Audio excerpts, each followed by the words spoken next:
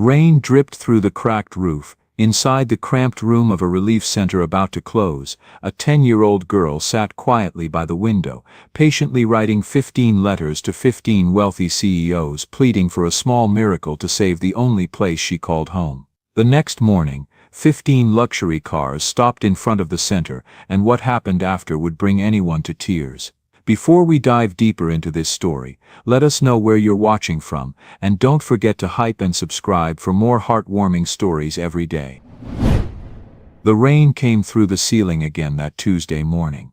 Amina watched the drops fall into the old coffee can placed in the corner of the dormitory. Plop, plop, plop. The sound had become so familiar that the other children didn't even wake up anymore. She was 10 years old, and this place, the New Dawn Relief Center, was the only home she could remember. The building sat on the edge of town where the pavement cracked and gave way to dirt roads. It wasn't much to look at. Peeling paint, windows that rattled when trucks passed. But inside, there were 23 children who called it home, and Miss Caroline who held it all together with hope and stubbornness. Amina slipped out of bed and walked barefoot down the hallway. The floorboards creaked under her feet. She could hear Miss Caroline's voice coming from the office, that small room with the metal desk and the filing cabinet that never closed all the way. She wasn't supposed to eavesdrop, but something in Miss Caroline's voice made her stop. "I don't know what else to do," Miss Caroline was saying into the phone. Her voice cracked. "We're 3 months behind on rent. The city's threatening to shut us down by the end of the year." Amina pressed herself against the wall, her heart beating fast. "I've called everyone I know," Miss Caroline continued. "The foundations, the churches, the local businesses, everyone stretched thin." There was a long silence. Then Miss Caroline said quietly, "I just don't know how to tell the children." Amina walked away before she could hear more. Her chest felt tight, like someone was squeezing it. She went to the common room where the morning light was just starting to come through the dirty windows. That's when she saw it. There was a stack of old magazines on the reading table, donations from the library downtown. Most of them were months old, some even years. Amina had looked through them 100 times, but that morning, one caught her eye. The cover was wrinkled and coffee-stained, but the headline was clear: America's Most Powerful CEOs, 15 Leaders Shaping the Future. She picked it up and flipped through the pages until she found the article. 15 faces stared back at her. Men and women in expensive clothes, standing in front of tall buildings and company headquarters. Beneath each photo was a name, their company, and a short description of what they'd built.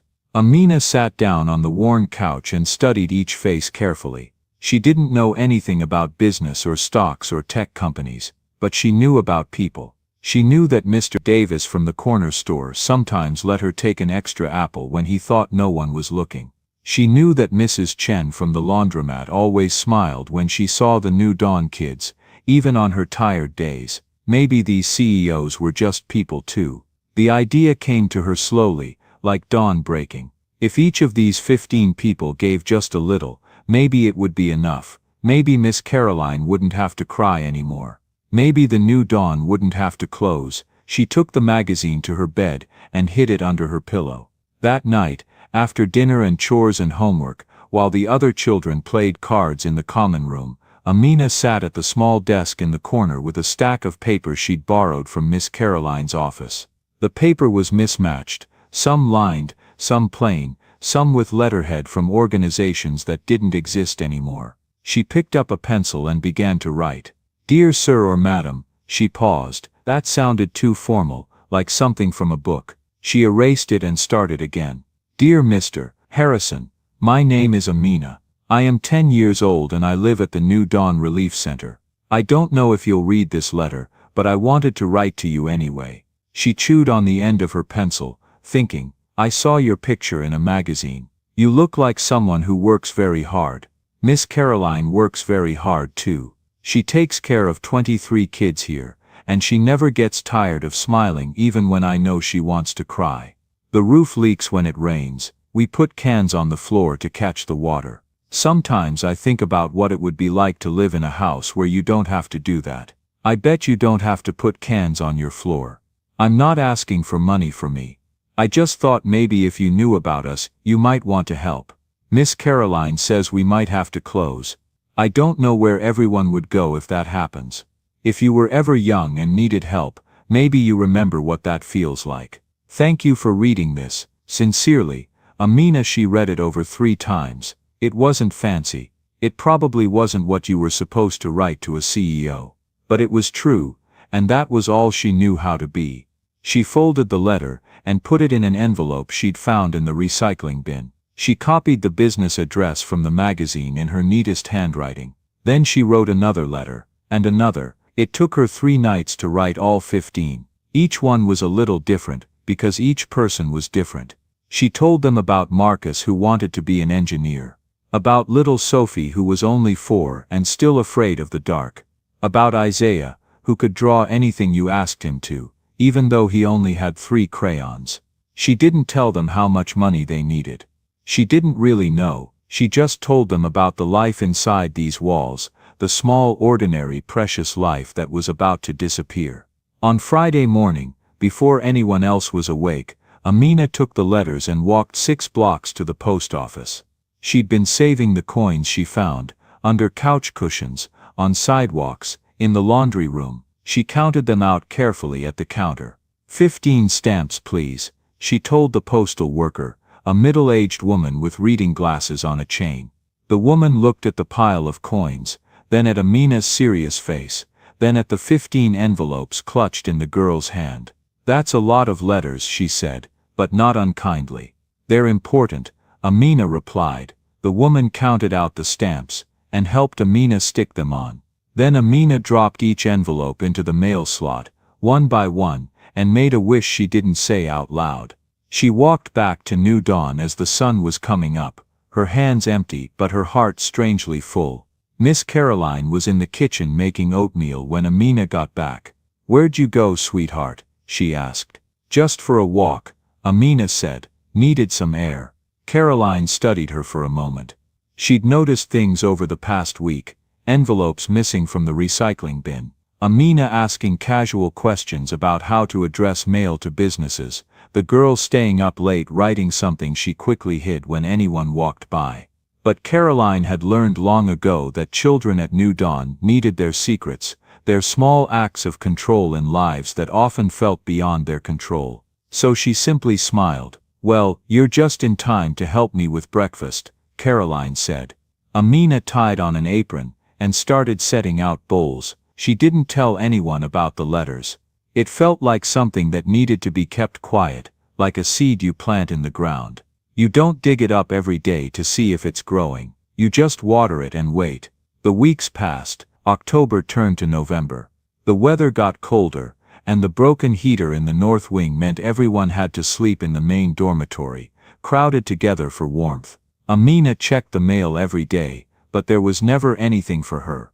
Just bills and donation requests and catalogs nobody wanted. She tried not to be disappointed. She'd known it was a long shot. These were important people with important lives. Why would they read a letter from a girl they'd never met? By Thanksgiving she'd almost given up. And then on a cold Monday morning in early December, a black car pulled up in front of New Dawn. Nathan Hale had not planned to come here. The letter had arrived at his office 3 weeks ago, mixed in with the usual stack of correspondence his assistant sorted through. Investor reports, meeting requests, charity solicitations by the dozen. His assistant Monica screened everything. She knew what needed his attention, and what could be filed away or politely declined. The letter should have been declined. It had all the markings of the hundreds of requests they received each month, handwritten envelope, no company letterhead, a return address from a non-profit, but Monica had a system. She opened every piece of mail, even the obvious rejections, just to make sure they weren't missing something important. And when she opened this one, something made her pause. It was the handwriting, so careful, so young. She read the first paragraph, and felt something catch in her throat. Monica had worked for Nathan Hale for 17 years. She knew him to be brilliant, demanding and almost completely detached from anything that didn't directly relate to building his company. She'd watched him refuse countless charitable requests, insisting they all go through the proper foundation channels. But she also knew something most people didn't. She knew about the anniversary, about the boy named Eli, about the sadness that settled over Nathan every year in late November, a sadness he never acknowledged or explained. The letter had arrived on a Tuesday, the anniversary of Eli's death. Monica left it on his desk. Nathan almost threw it away. He picked it up 3 times that day, ready to toss it in the recycling, to tell Monica to handle it through the normal channels. But something made him open it. Maybe it was the way his name was written, each letter formed with obvious care. Maybe it was because it was Tuesday, and Eli's face was already in his mind. Maybe it was nothing at all, just chance. He unfolded the letter and read, "Dear Mr. Hale, my name is Amina." He read it twice, then a third time. When he got to the line, "If you were ever young and needed help, maybe you remember what that feels like," he stopped. His office was silent, 43 floors above the city, with floor-to-ceiling windows that made him feel like he was floating above everything. In here the world was clean, ordered, profitable, but that line pulled him back to a different place. A different time. Riverside Home for Boys. The drafty building with the cracked windows, the smell of boiled cabbage and industrial soap. The other boys who cycled in and out, some adopted, some aged out, some just disappeared. And Eli with his crooked smile and his cough that never went away. Eli who taught Nathan how to play chess with pieces they made from folded paper. Eli who died when they were both 12, in a hospital bed, because the home couldn't afford the medicine that might have saved him. Nathan had gotten out, scholarship to state school, then MIT, then a startup that became an empire. He'd spent 30 years building walls between himself and that childhood, walls made of money and success, and carefully controlled distance. He hadn't thought about Eli in years. Or rather, he thought about him once a year on this Tuesday in November, and then locked the memory away again. Now, holding this letter from a girl named Amina, he couldn't think about anything else. He picked up his phone and called Monica. "That letter from the girl at the relief center," he said. "Get me the address, sir, the full address, and clear my schedule for tomorrow afternoon. Mr. Hale, you have the board meeting. Move it." There was a pause. In 17 years Monica had never heard him cancel a board meeting. "Yes, sir," she said quietly.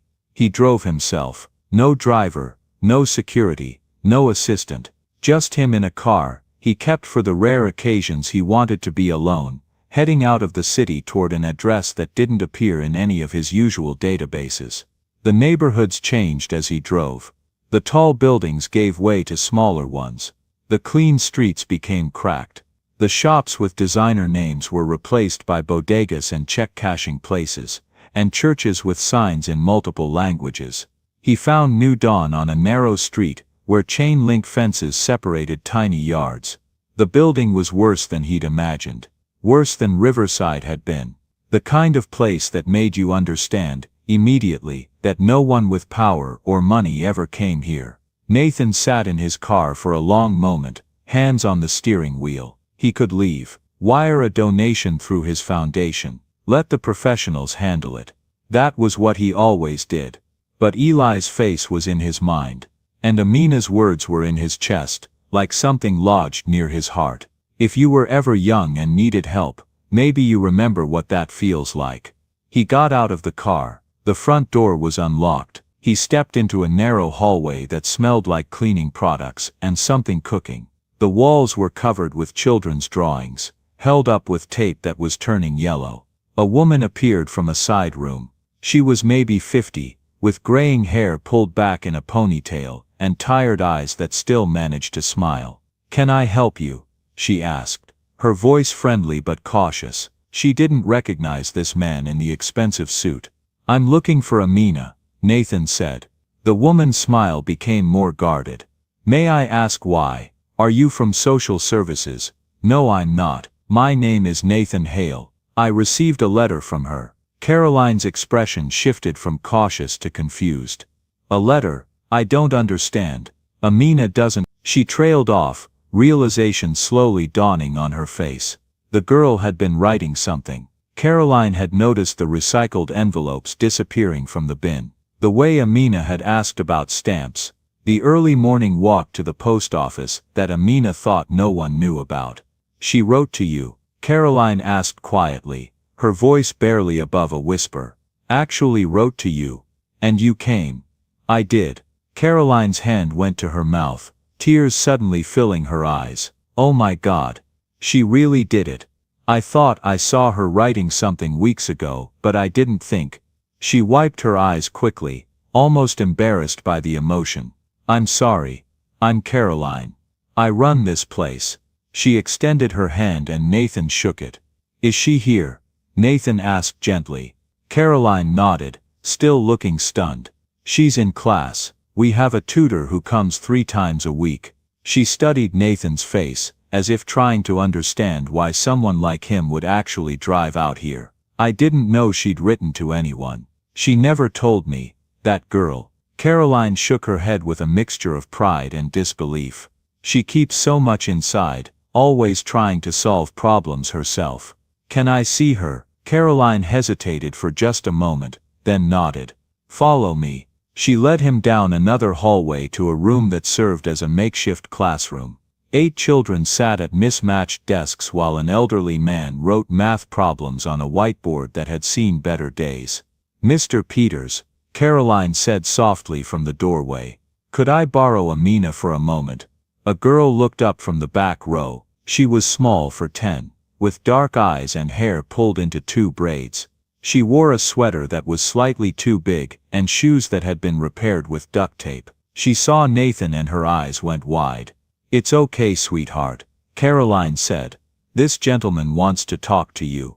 Amina stood slowly and walked to the door. In the hallway, she looked up at Nathan with an expression he couldn't quite read. Not fear, more like careful hope mixed with disbelief. You're Mr. Hale, she said quietly. I am. You got my letter. I did. She bit her lip. Are you mad I wrote to you? The question hit him harder than it should have. No, he said. I'm not mad. Did your secretary throw it away? Almost, but she didn't. Why not? Nathan knelt down so he was at her eye level. Because she could tell it was important, and she was right. They stood there in the hallway, this CEO and this child, Caroline watching from a few feet away, and for a moment no one knew what to say. Finally Nathan asked, Can you show me around? Amina nodded. She took him through the building, pointing out everything with a matter-of-fact pride that broke his heart. The common room where they did homework and played games. The kitchen where Miss Caroline made meals stretch further than they should. The dormitory where the rain came through the ceiling. We put cans there, Amina said, pointing. It's not so bad, you get used to the sound. Nathan looked at the stained ceiling, the crowded beds, the toys that had been loved by too many hands. Caroline stood in the doorway, seeing her home through this stranger's eyes, feeling the weight of its inadequacy. You wrote me about Marcus, Nathan said. The one who wants to be an engineer. Amina's face lit up. You remember that? I remember all of it. He's probably outside. He likes to take things apart and put them back together. Miss Caroline gave him an old radio last week and he's been working on it every day. Can I meet him? They went outside to a small concrete yard, where a thin boy of about 13 was hunched over a radio, using a screwdriver that was too big for his hand. Marcus, Amina called. Someone wants to meet you. The boy looked up, saw Nathan in his expensive suit, and immediately seemed like he wanted to disappear. It's okay, Nathan said, kneeling down to the boy's level. I heard you like to fix things. Marcus nodded, not quite looking at him. What's wrong with the radio? Battery terminals corroded. Marcus mumbled. And I think the speaker's blown. Can you fix it? Marcus shrugged. If I had the right parts maybe. Nathan looked at the radio, at the boy's careful hands, at the concentration in his young face. He saw himself 30 years ago, taking apart a computer in the Riverside Home Library, the one computer they had for 50 boys, trying to understand how it worked. What if I help you? Nathan asked. Marcus finally looked at him, surprised. You know about radios. I know about circuits, same basic principles. They worked on the radio together for an hour. Nathan's $1,000 suit got dirty from kneeling on the concrete, but he didn't notice. Other children started to gather around, curious about the stranger in their yard. Amina introduced him simply as Mr. Hale, who got my letter. Caroline brought out lemonade made from powder mix. Nathan sat on the steps with these children, drinking from a plastic cup, and tried to remember the last time he'd felt this present in a moment. Why did you really come? Amina asked, sitting beside him. He thought about how to answer. He could tell her about the foundation, about proper channels, about how this wasn't the way things were usually done. But she'd been honest with him in her letter. The least he could do was return that honesty. Because you reminded me of someone, he said. A friend I had when I was young. His name was Eli. Is he still your friend? He died a long time ago. I'm sorry, Amina said softly. Then after a moment, is that why you came? Because you miss him? Nathan nodded slowly. I think maybe I've been missing him for a very long time, but I'd forgotten how to remember, if that makes sense. It makes sense, Amina said. She was quiet for a moment, swinging her feet. Miss Caroline says when people die, they leave little pieces of themselves in the people who loved them, so they're never really all the way gone. Miss Caroline sounds like a wise woman. She is. Amina looked at him seriously. Are you going to help us? Yes, because of my letter, because of your letter, and because this place shouldn't have to close. Amina smiled then, really smiled, and Nathan felt something crack open in his chest, something that had been locked for so long he'd forgotten it was there. He stayed at New Dawn until sunset. He helped Marcus with the radio. He listened to little Sophie read from a picture book, stumbling over words. He played a strange version of basketball with some of the older kids in the yard, using a hoop with no net and a ball that barely held air. When he finally left, he shook Caroline's hand and promised her, "You'll hear from me tomorrow." In his car driving back to the city as the sky turned dark, Nathan made a series of phone calls, to his lawyer, to his accountant, to Monica, who he knew would still be at the office. I need you to set up an immediate fund transfer, he told her. And I need you to find contractors, good ones, people who can work fast. What's this for, sir? I'm going to save a building, he said. But that wasn't quite right. The building was just brick and wood. What he was really going to do was harder and more important than that. He was going to remember how to be human again. 3 weeks after Nathan Hale's first visit to New Dawn, a photographer named Jack Torres sat in his car outside a downtown apartment building, drinking cold coffee and questioning his life choices. He'd been a celebrity photographer for 12 years, long enough to know every trick, every angle, every way to catch a famous person in a moment they didn't want caught. It paid well, it paid very well, but lately Jack had been wondering if the money was worth the feeling he got in his stomach when he looked at his work. Today's assignment was supposed to be simple: follow Nathan Hale. His client, a gossip website with millions of followers, had a tip that the notoriously private tech CEO was seeing someone. They wanted photos, proof, the story. Jack had been following Hale for 3 days and had seen exactly nothing interesting. Office to home, home to office. One dinner alone at an expensive restaurant, where Hale barely touched his food. But this morning, something changed. Instead of heading to Hale Technologies, Nathan Hale got in his car, the unmarked one he drove himself, and headed out of the city. Jack followed at a distance, his camera ready on the passenger seat. They drove for 40 minutes, through neighborhoods that got progressively poorer, until Hale pulled up in front of a rundown building with a small sign, New Dawn Relief Center. Jack parked down the street and watched through his telephoto lens. Hale got out carrying bags, several of them, from a hardware store. He walked to the door like he'd been there before, like he belonged. A woman met him at the entrance. They spoke briefly, then disappeared inside. Jack waited. This was the part of his job he'd gotten good at, the waiting. He scrolled through his phone, checked his email, and kept one eye on the building. 30 minutes later, Hale emerged, not alone this time. He was with a group of children, maybe 10 or 12 of them, all different ages. They were carrying painting supplies and drop cloths. Jack raised his camera and started shooting. Through the lens, he watched Nathan Hale, CEO of a company worth billions, help children spread plastic sheets on the ground. Watched him open paint cans, watched him roll up his sleeves and hand out brushes. A small girl with braids showed Hale something on a piece of paper. It looked like a drawing or a plan. Hale knelt down to her level, studying it seriously, nodding. Then they started painting. The exterior wall of the building, which had been a dingy beige, began to transform. The children painted with more enthusiasm than skill, getting as much paint on themselves as on the wall. Hale painted right alongside them, laughing when a boy accidentally splattered his shirt. Jack kept shooting. This wasn't what he'd been sent to find, but his instincts, the same ones that had made him good at this job, told him it was something. Around lunchtime, more people arrived. A van from a local restaurant pulled up and volunteers started unloading food. Real food, not charity-grade bulk items, but good food. Someone had paid for this. Jack watched Hale eat lunch sitting on the ground with the children. A paper plate balanced on his knees. No security, no assistants, no entourage. Just him, in jeans and a paint-stained shirt, listening to a teenage boy talk with animated hand gestures. This was wrong. Not wrong in a bad way, but wrong according to everything Jack knew about Nathan Hale. The man was famously cold, famously private, famously uninterested in anything except building his tech empire. The business press called him the Ice King. There were entire articles about his lack of public charitable giving, his refusal to sign the giving pledge, his single-minded focus on profit.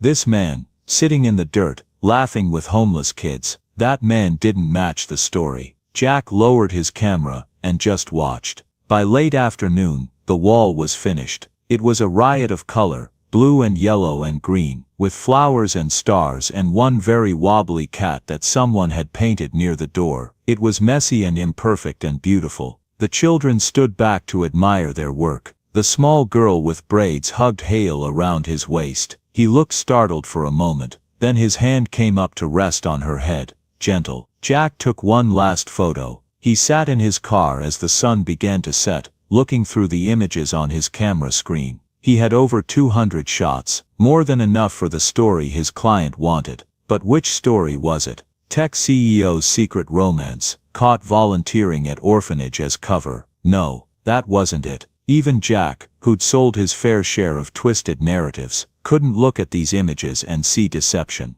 What he saw was something else entirely, something that might actually matter. He scrolled to one particular photo, Nathan Hale kneeling in front of a little girl, looking at a piece of paper she held, the concentration on his face, the hope on hers. Behind them, the half-painted wall, and the other children working together. Jack sat there for a long time, staring at that image. Then he made a decision that would change everything. He didn't upload it to his professional accounts. Those were for gossip, for scandal, for the kind of content that got clicks but left him feeling empty. Instead, he uploaded the photo to his personal Twitter account, the one he barely used, the one with only a few hundred followers, mostly family and old college friends. He typed Nathan Hale, Hale Technologies CEO spending his Wednesday at the New Dawn Relief Center. No cameras, no press, just showing up. He added the photo and hit send. Then he sent the same image to a journalist friend who worked for a local paper. Someone who wrote real stories about real people. Someone who might understand what this meant. Then he drove home, cooked dinner, and tried not to think about what he'd done. The next morning, his phone wouldn't stop buzzing. The photo hadn't just been retweeted by his few hundred followers. His journalist friend had written a short article for the local paper's website. That article had been picked up by a non-profit advocacy blogger with a large following. That blogger had shared it with her network. Within hours, it was on Twitter, Instagram, LinkedIn, 10,000 retweets. Then 50,000. By noon, it was over 200,000. Major news outlets started calling. Local TV stations, national networks, business publications, tech blogs. Everyone wanted to know, is this real? Is Nathan Hale really volunteering at a children's home? Jack confirmed it was real and provided no other comment. He ignored the dozens of requests for more photos, for interviews, for the full story. But he watched what was happening online. One tech journalist with 1 million Twitter followers had written a thread. Remember when we all called Nathan Hale the Ice King?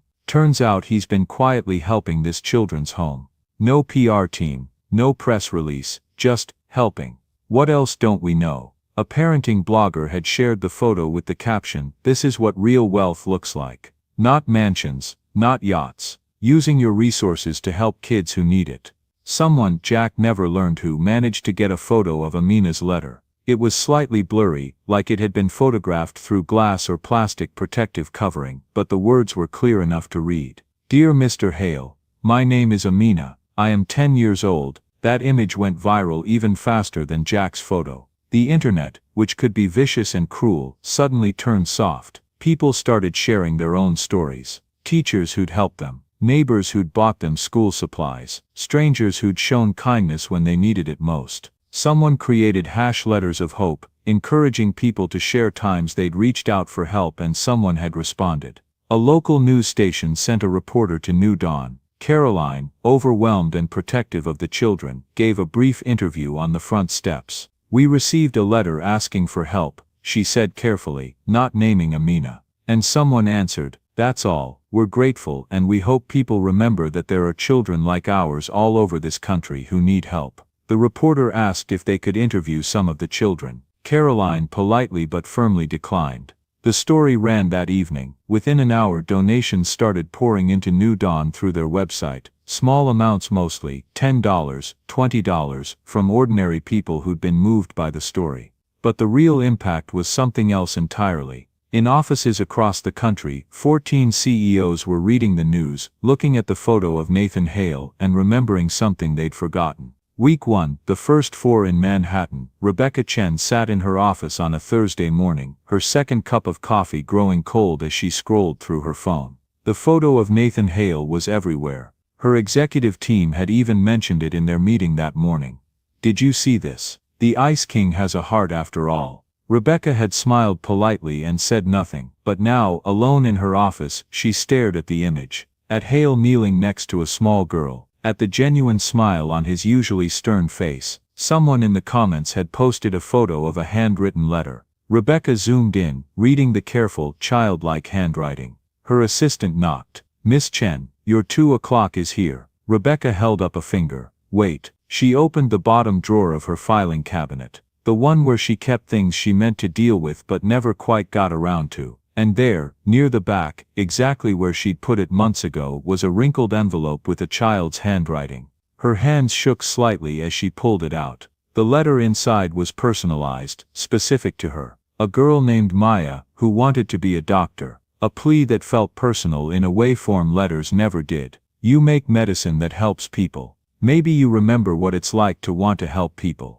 Rebecca Chen, who'd built a pharmaceutical empire, who'd fought her way up from poverty, felt tears burn her eyes. She made 2 phone calls, one to cancel her afternoon, one to her driver asking for the address of New Dawn Relief Center. That same Thursday, across the country in San Francisco, David Park was having a different kind of reckoning. His 16-year-old son had forwarded him the photo with a text, "This the guy you got a letter from." David had been in a meeting. He'd typed back, "What letter?" His son, "The one from the kid. You told me about it like 6 months ago. You were annoyed about getting random mail." David felt his stomach drop. He excused himself from the meeting. In his office, he searched through emails, trying to remember when he'd mentioned this to his son. Finally found it, a forwarded scan from his assistant, asking if he wanted to respond to unsolicited charity request. He'd told her to file it. Mentioned it to his son that night at dinner as an example of how people tried to get money from successful people. His son had asked, was it a real kid? David had shrugged, probably someone who works there writing on behalf of the organization. Now looking at the photo of Nathan Hale with those children, David wasn't so sure. He called his assistant. "That letter from a children's home. From earlier this year. Find it." 2 hours later, he was reading Amina's words about a boy named Isaiah who loved to draw. He forwarded the letter to his son with a text, "You were right, I was wrong. I'm going to fix this." His son replied with a single emoji. On Friday morning, in Chicago, James Morrison was eating breakfast when his wife set her tablet down in front of him. "You need to see this," she said. It was an article about Nathan Hale, about a photo that had gone viral. About a children's home called New Dawn. "So," James said, though something in his wife's expression told him this mattered. You got a letter from a place like that. Months ago, remember? James barely remembered. He got hundreds of requests. His assistant handled all of it. Why does this matter? He asked. His wife looked at him with an expression he'd seen before, the one that said she was disappointed but not surprised. Because this man actually went. He actually helped, and you didn't even open your letter. James felt defensive. I donate millions through the foundation to organizations your accountant chooses, for tax purposes. She stood up.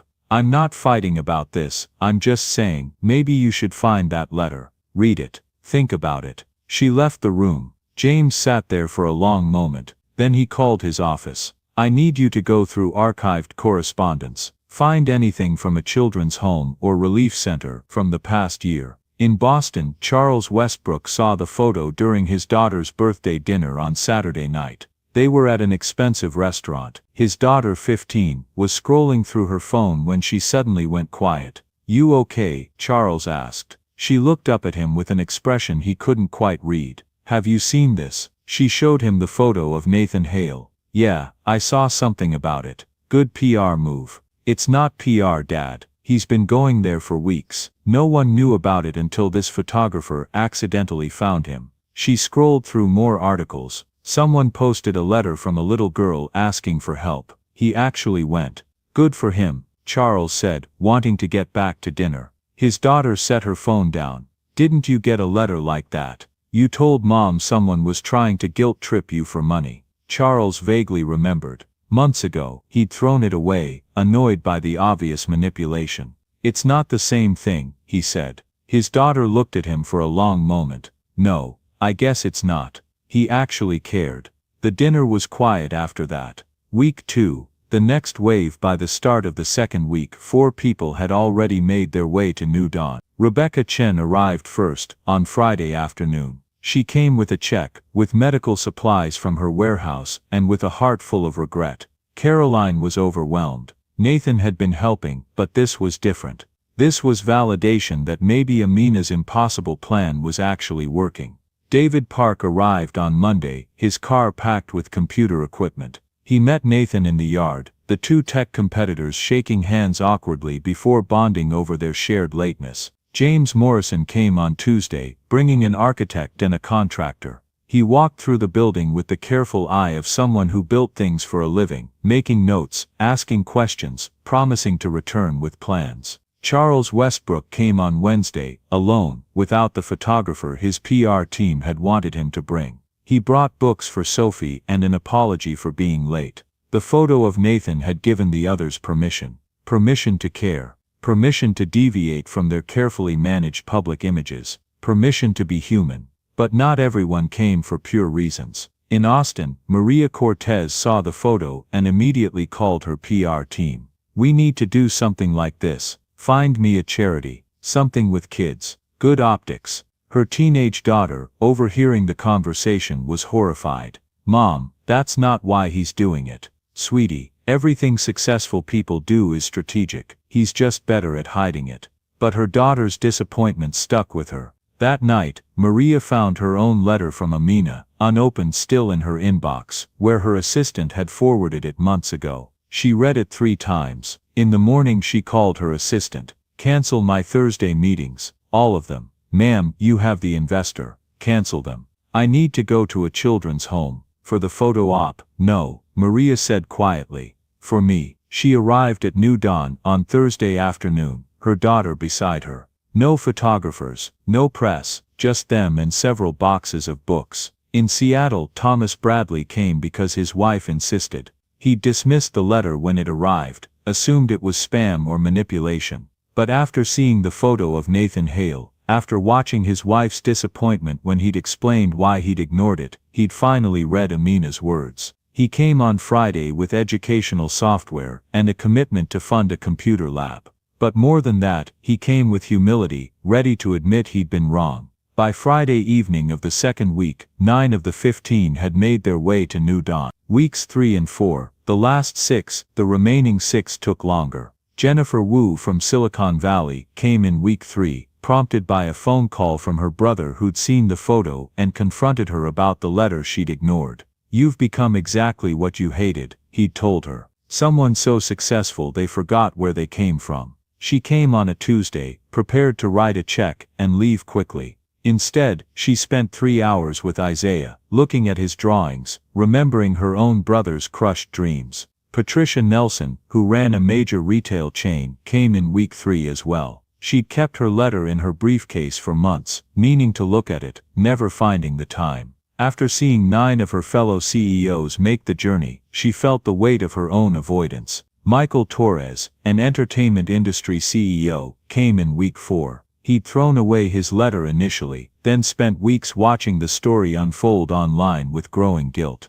He finally drove to New Dawn on a Wednesday, unsure if he was too late to matter. The last 3, Andrew Kim, Sarah Washington, and Robert Hayes, all arrived during the final week of the month. Andrew, a finance CEO, came because his board member had gently suggested that being the only person from the magazine list who hadn't responded was not a good look. Sarah came because her mother, watching the news coverage, had asked her, "Did you get a letter too? Why haven't you gone?" Robert came last, on a Friday afternoon. The only one of the 15 who came truly angry, angry at himself, angry at the guilt, angry at the way one photograph had upended his carefully controlled life. By the end of 4 weeks, all 15 had made their way to New Dawn. Some came for the right reasons, some came for the wrong ones, some came confused about their reasons entirely. But they all came. The gathering, it was a coincidence that they all ended up at New Dawn on the same evening in late January.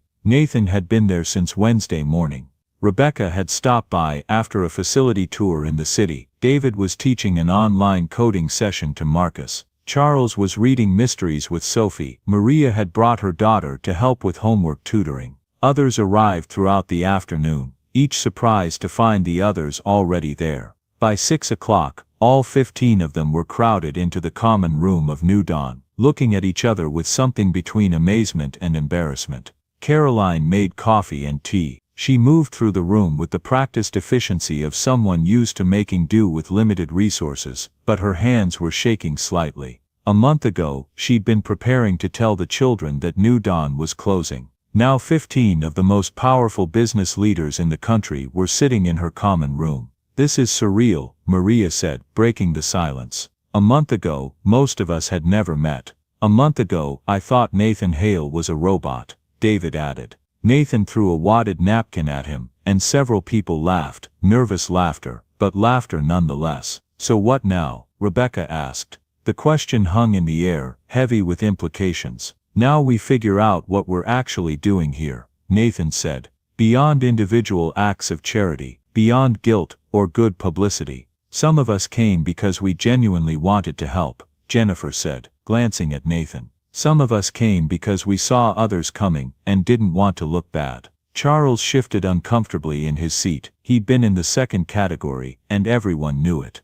"Does it matter why we came?" Sarah asked. "We're here now. It matters," Nathan said firmly. "Because if we're just here to feel better about ourselves, to assuage guilt, then we'll lose interest when the next crisis demands our attention. But if we're here because we understand that this is actually our responsibility," he trailed off, looking around the room. "Then we need something sustainable," Rebecca finished. "Not just individual donations. A real structure. A foundation," James said. He was a practical man, used to turning ideas into reality, with proper oversight. "Real funding. Long-term commitment. How long-term are we talking?" Andrew asked carefully. He'd been the second to last to arrive, still uncertain about the whole situation. "Years," Nathan said. "Maybe decades. Real change doesn't happen quickly." The room went quiet. These were people who ran companies, managed billions, had schedules planned months in advance. Long-term commitment to anything outside their own empires was rare. "I'm in," Rebecca said, breaking the silence. "Whatever it takes." "Me too," David added. One by one, they agreed. Even the ones who'd come reluctantly. Even the ones who'd come for the wrong reasons initially. "We'll need lawyers," James said. "Articles of incorporation, bylaws, a mission statement.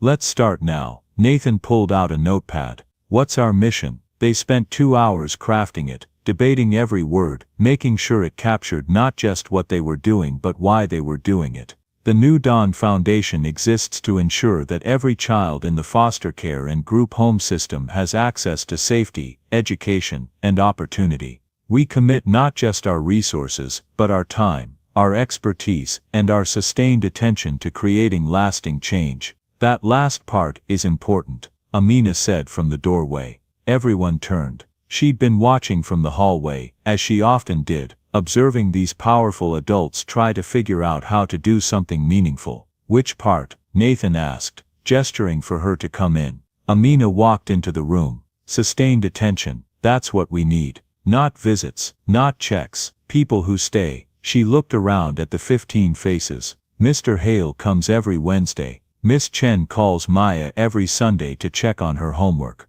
Mr. Park is teaching Isaiah programming twice a week. That matters more than the big stuff, the showing up. Rebecca felt tears on her face. She wasn't alone. Several of the others were crying too. Can I say something? Amina asked. Always, Nathan said. Thank you for coming. Even if you came late. Even if you came because everyone was watching.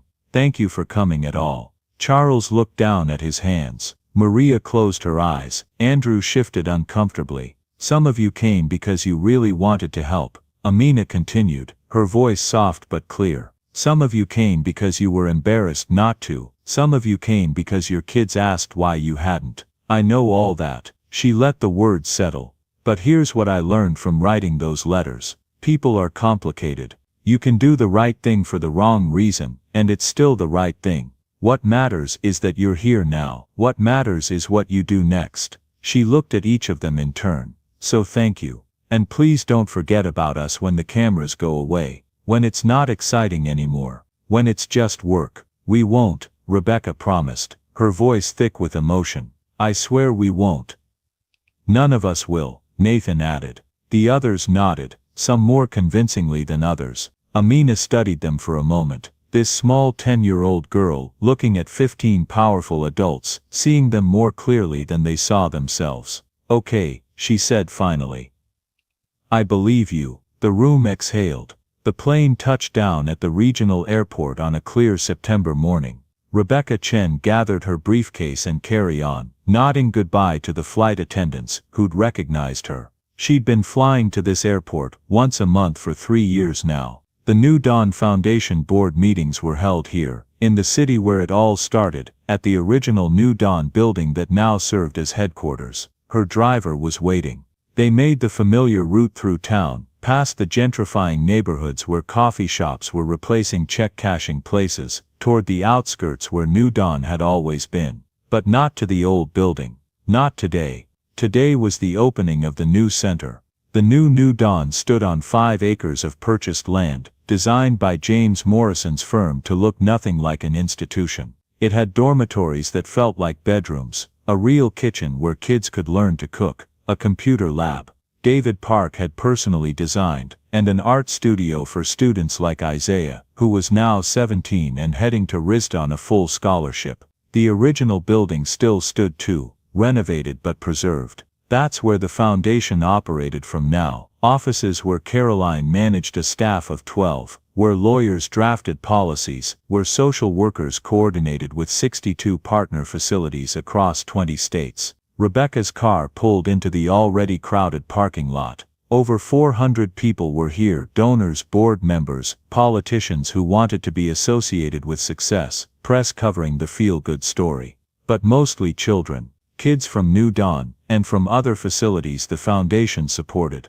Kids who were living proof that sometimes, when you ask for help, someone actually answers. Rebecca made her way through the crowd, shaking hands, accepting congratulations for the foundation's success. She'd learned to accept credit gracefully, even though she knew the truth that she'd almost thrown away Amina's letter, that she'd come late and for the wrong reasons initially, that she was still trying to earn the second chance she'd been given. She found Nathan near the new building, talking with a group of donors. He saw her and waved her over. "Big day," he said, "the biggest." She looked at the building, at the children exploring the new facilities. Hard to believe it's been 3 years. Sometimes feels longer, Nathan admitted. Sometimes feels like yesterday. They stood together in comfortable silence, these two CEOs who'd been strangers 3 years ago and were something like family now. David approached with Marcus, who'd grown 6 inches and gained confidence to match. Marcus wanted to show you something, David said. Marcus pulled out his phone, showing them an acceptance letter. Not just any acceptance, a full-ride scholarship to MIT's engineering program. Marcus, that's incredible, Rebecca said, genuine pride in her voice. Mr. Bradley wrote one of my recommendations, Marcus said, referring to Thomas Bradley, who'd been mentoring him for 2 years. And Mr. Hale gave me my first real internship. So, he trailed off, suddenly emotional. Nathan pulled him into a hug. You did this. We just opened doors. You're the one who walked through them. Rebecca watched the interaction, remembering the 13-year-old who'd been hunched over a broken radio, barely making eye contact. Now he was going to MIT. Now he had a future that had seemed impossible 3 years ago. Caroline's voice came through the speakers, calling everyone to gather for the ceremony. They made their way to the seating area. Rebecca found herself sitting between Nathan and Maria, with the other foundation board members scattered throughout the crowd. All 15 of them had come. Even Robert Hayes, who still wasn't entirely comfortable with the whole situation, but who'd kept showing up anyway. Even Andrew Kim, who'd learned that being uncomfortable wasn't the same as being wrong. Caroline welcomed everyone, her voice steady, despite the obvious emotion. She introduced board members, thanked donors, acknowledged the political leaders who'd helped navigate permits and regulations. Then she introduced Amina. 3 years ago, a 10-year-old girl did something extraordinary. She didn't wait for adults to fix her problem. She didn't assume someone else would step up. She wrote 15 letters to people she'd never met, asking them to remember what it felt like to need help. Caroline paused, looking out at the crowd. 14 of those people almost didn't come. They were busy, they were successful. They had important things to do, but one person did come. And then slowly, the others followed. And now, 3 years later, we're standing here at a facility that helps not just these children, but thousands of children, across 20 states. She gestured to the side of the stage. I'd like to introduce the person who started all of this, Amina. Amina was 13 now. No longer the small 10-year-old who'd written those desperate letters. She'd grown taller, her voice steadier, but her eyes still held that quality of seeing people clearly, of understanding what mattered. She walked to the microphone in a blue dress Rebecca had helped her pick out note cards in her hands. When I was 10, she began, I wrote 15 letters to CEOs I'd seen in a magazine. I didn't know if anyone would read them. I didn't know if anyone would care. I just knew I had to try. She paused, looking out at the crowd, finding the faces of the 15 founders. 14 of those people almost didn't come. They got my letters and filed them away or never opened them at all. They were busy. They were successful. They had important things to do. Rebecca felt herself tense. She knew what was coming. But then something happened. Someone took a picture, and suddenly everyone was watching. And those 14 people realized they'd made a mistake. Amina set down her note cards. Some of you probably think they came because they were embarrassed, because they didn't want to look bad. And maybe that's true for some of them. Maybe that's true for all of them at first. Charles, sitting with Sophie beside him, shifted in his seat.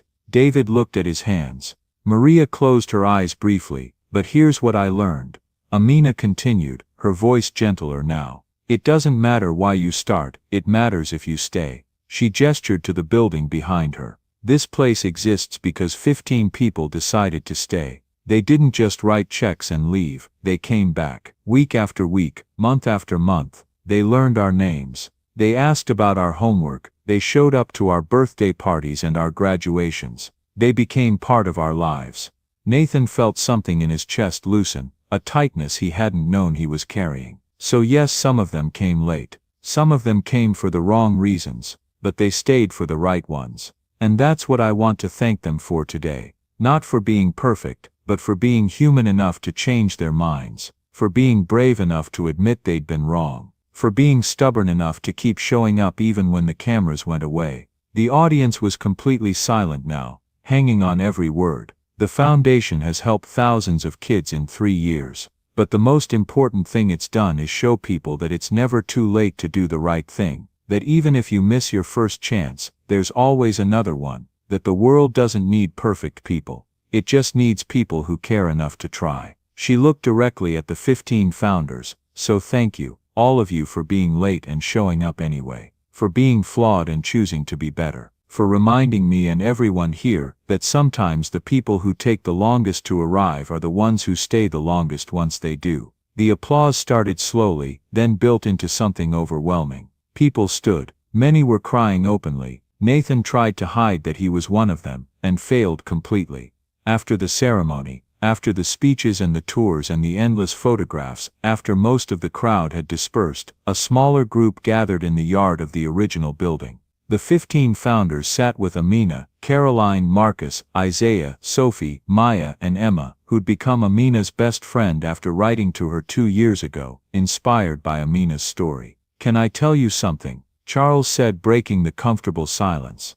"That first day I came here, with my photographer, I was furious when you turned me away. Nathan, I was being judgmental," Nathan admitted, "but you were right. I wasn't here to help. I was here to be seen helping." Charles looked around the circle. "I met Sophie that day. She asked if I liked to read. I said yes, even though I hadn't read a book for pleasure in probably 10 years. But she was so excited to tell me about her stories." He trailed off, looking at Sophie, who was now 10 and reading at a high school level. "I went home and ordered 10 books from her list, started reading them, and I realized I'd forgotten what it felt like to do something just because it made you happy. Not because it was productive, not because it advanced some goal, just because." "That's not a small thing," Rebecca said softly, remembering Joy. They sat in comfortable silence, watching the sun begin to set behind the new building. "Do you ever think about the letters we didn't answer?" Jennifer asked suddenly. "Not just Amina's letters, all the letters, all the people asking for help that we've ignored over the years." The question settled heavy in the evening air.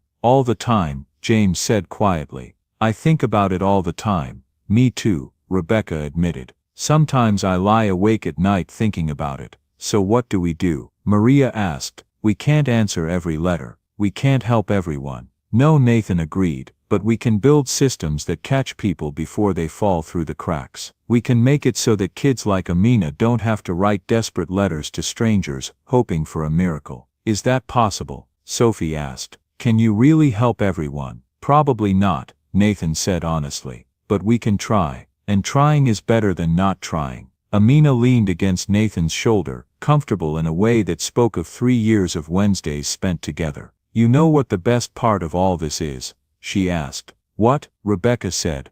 "It's not the building, it's not the money or the programs, it's that you all became friends, became family." She was right. Over 3 years these 15 competitors had become collaborators. These 15 strangers had become something close to family. They had their disagreements, strong-willed people always did, but they showed up for each other now. They celebrated each other's successes, they supported each other through challenges. "We should make this official," David said. "An annual reunion, same time every year, right here." "To remember what?" Emma asked. "To remember that we're not perfect," Rebecca said. "That we almost didn't come. That change is possible, even when it seems impossible. To remember that kids like Amina exist," Nathan added, "and that they deserve better than hoping strangers will care. To remember that being late isn't the same as being absent." Maria said softly. They raised their cups of lemonade. Caroline always made lemonade for these gatherings. "To remembering," they said together. As evening deepened into night, people began to leave. One by one they hugged Amina, thanked Caroline, promised to see each other at the next board meeting.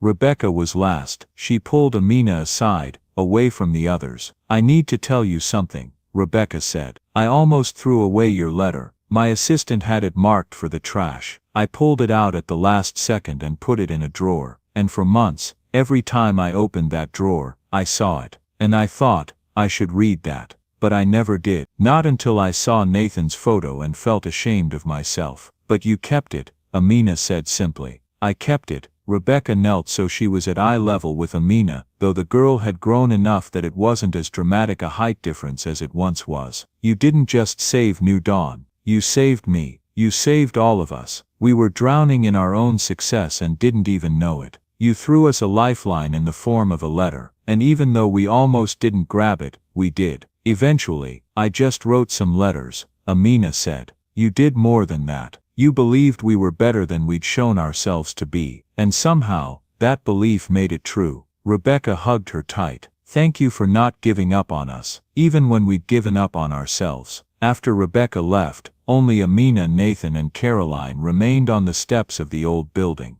Big day, Caroline said. The biggest. Amina agreed. You did good with your speech, Nathan told her. Really good, I meant it, about you all being late but staying. That matters more than being first. Nathan looked at her with the fondness of someone who'd watched a child grow into something remarkable. When did you get so wise? I've always been wise, Amina said with a small smile. You just took a while to notice. Caroline laughed. She's got you there. They sat in comfortable silence, watching lights come on in the new building across the way, thinking about everything that had changed and everything that had stayed the same. Nathan, Amina asked after a while, do you still think about Eli? Every day. But it doesn't hurt the same way anymore. What's different? I think he'd be proud of what we built here, what you started, and knowing that makes missing him easier somehow, like he's part of it, even though he's gone. He is part of it, Amina said firmly, because he's part of you, and you're part of this. Nathan pulled her close. This girl who'd saved him without knowing she was doing it, who'd reminded him that wealth without humanity was just numbers on a screen. What are you going to do now? He asked. You've got the new building, the foundation is running smoothly, you're starting high school next week. The world is pretty much open to you. Amina thought about it. I think I'm going to keep writing letters. To who? To everyone. To kids who need to hear that someone cares. To adults who forgot how to care. To anyone who'll listen. She looked up at him. Is that okay? It's more than okay, Nathan said. It's perfect. Caroline stood up, stretching. I hate to break up this moment, but it's past Amina's bedtime. School tomorrow. Amina groaned but stood up. She hugged Nathan good night, a quick fierce hug that said everything words couldn't. See you Wednesday, she asked. Nathan still came every Wednesday, a standing appointment he never missed. Wouldn't miss it, he said. As Caroline and Amina walked inside, Nathan sat alone in the yard for a few more minutes. He looked at the painted wall, faded now, after 3 years of weather, but still visible, still beautiful in its imperfection. He thought about the letter that had changed everything, about the girl who'd been brave enough to hope, about the 14 CEOs who'd come late, but had learned to stay. And he thought about Eli, his friend from Riverside, who lived on in every child the foundation helped, every life they changed, every hope they kept alive. We did it, Nathan whispered to the memory of his friend. We actually did it. Then he got in his car and drove to the airport, feeling lighter than he'd felt in 30 years. The original New Dawn building became a museum eventually, preserved as the place where everything changed. Visitors walked through the rooms, saw the photographs on the walls, read the letters displayed behind glass, 15 letters from a 10-year-old girl that had somehow changed the world. But that night it was still just a building where children slept and dreamed, where Caroline still made breakfast every morning, where hope lived in the small spaces between the walls, and on a desk by a window sat new letters. Children from other centers, inspired by Amina's story, writing their own words into the world, hoping someone would hear. Every single one would get a response. Amina made sure of it, because she knew now what she'd only hoped before, that everyone deserves to be heard. That every story matters, that the simple act of reaching out, whether you're 10 years old in a group home or a successful CEO with a billion-dollar company, can change everything. Not because of magic or miracles, but because of something simpler and more powerful, the human capacity to care, if we just remember how. And sometimes all it takes is a letter, and the courage to open it, even when you're late, to help us remember. Join us to share meaningful stories by hitting the like and subscribe buttons. Don't forget to turn on the notification bell to start your day with profound lessons and heartfelt empathy.